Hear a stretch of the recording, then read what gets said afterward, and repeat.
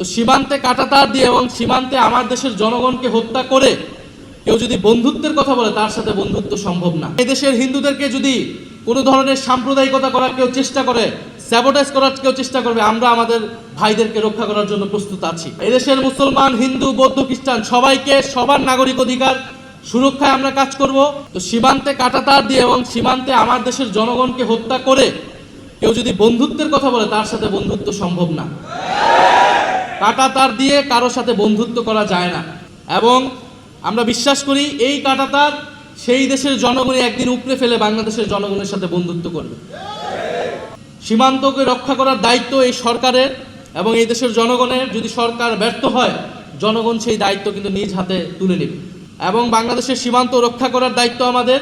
বাংলাদেশের আমাদের নদীর যে পানির ন্যায্য হিস্সা সেটা আদায় করার দায়িত্ব আমাদের। সরকারের প্রতি আমাদের আহ্বান থাকবে, সরকার এই বিষয়গুলোতে দৃষ্টিপাত করবে।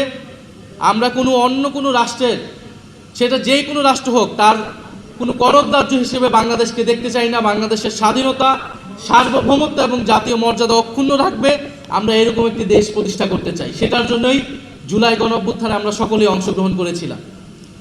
ফলে আমরা স্পষ্টভাবেই এটা বলতে চাই যে বাংলাদেশের আমরা সীমান্তের ওপারে দেখছি নানা অস্থিরতা, সেখানকার মুসলমানদেরকে নির্যাতন করা হচ্ছে, দমনপীড়ন করা হচ্ছে এবং বাংলাদেশেও এটা প্রোপাগান্ডা করার চেষ্টা করা হবে যে এই দেশের মুসলমানরা এই দেশের হিন্দুদেরকে নির্যাতন করছে।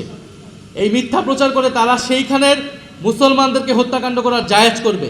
কিন্তু আমরা দেখেছি জুলাই গণ অভ্যুত্থানের পরও এই মাদ্রাসার ছাত্ররাই কিন্তু মন্দির পাহারা দিয়েছিল এবং এই দেশের হিন্দুদেরকে যদি কোনো ধরনের সাম্প্রদায়িকতা করার কেউ চেষ্টা করে, স্যাবোটাইজ করার কেউ চেষ্টা করবে, আমরা আমাদের ভাইদেরকে রক্ষা করার জন্য প্রস্তুত আছি।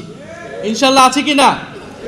এদেশের মুসলমান, হিন্দু, বৌদ্ধ, খ্রিস্টান সবাইকে সবার নাগরিক অধিকার সুরক্ষায় আমরা কাজ করব এবং এদেশের স্বাধীনতা, সার্বভৌমত্ব এবং ইসলাম রক্ষায় আমরা কাজ করব।